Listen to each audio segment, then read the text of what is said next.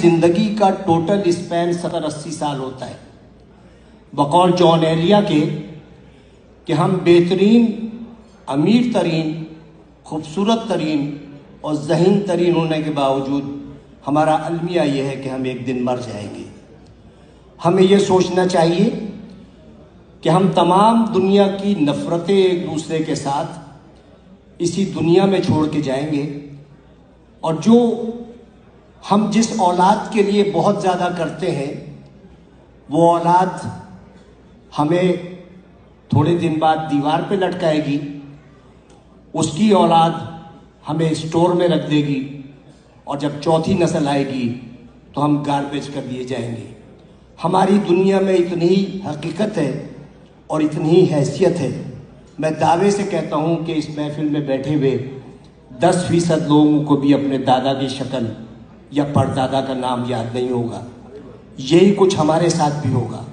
ہم لاکھ دنیا میں فن خان بنے رہیں، ہم لاکھ دنیا میں یہ کہتے رہیں کہ وہ آگے کیوں بڑھ گیا، وہ پیچھے کیوں ہٹ گیا، لیکن یقین جانیے اللہ تعالیٰ نے جہاں انسان پہ اتنے احسانات کیے ہیں، وہاں ایک بہت بڑا اس کا احسان یہ ہے کہ اس نے 3 چیزیں اپنے پاس رکھی ہیں. وہ چیزیں یہ ہیں کہ میں جسے چاہے عزت دوں، جسے چاہے ذلت دوں، میں جسے چاہے زندگی دوں، جسے چاہے موت دوں، اور میں جسے چاہے رزق دوں اور جسے چاہے مفلسی دوں. اب آپ سوچیں کہ اگر عزت دینا میرے جیسے کسی چھچورے آدمی کے ہاتھ میں ہوتا تو عزت دار صرف میں ہوتا اور آپ سب کی بے عزتی ہوتی. اگر رزق دینا میرے جیسے کسی آدمی کے ہاتھ میں ہوتا تو میرے گودام بھرے ہوتے اور آپ سب بھوک سے مر رہے ہوتے. اگر اسی طرح زندگی یا موت میرے ہاتھ میں ہوتی تو صرف دنیا کی آبادی ایک شخص کی ہوتی، کیونکہ میں سب کو موت سے ہمکنار کر دیتا. اس راز کو سمجھنے کے لیے ضروری ہے کہ محبت اور نفرت کے بنیادی فرق کو سمجھیے. بہت بال برابر فرق ہے. محبت کے لیے کہتے ہیں کہ محبت اندھی ہوتی ہے، محبت اندھی ہوتی ہے اور نفرت اندھا کر دیتی ہے.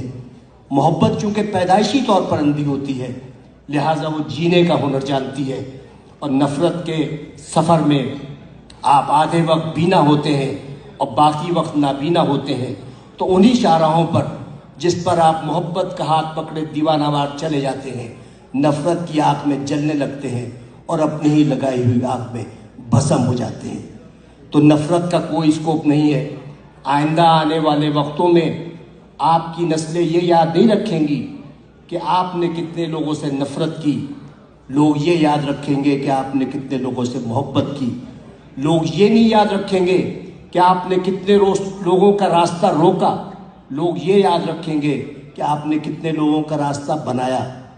لوگ یہ نہیں یاد رکھیں گے کہ آپ کتنا پڑھ گئے، لیکن لوگ یہ یاد رکھیں گے کہ آپ نے کتنے لوگوں کو پڑھوا دیا.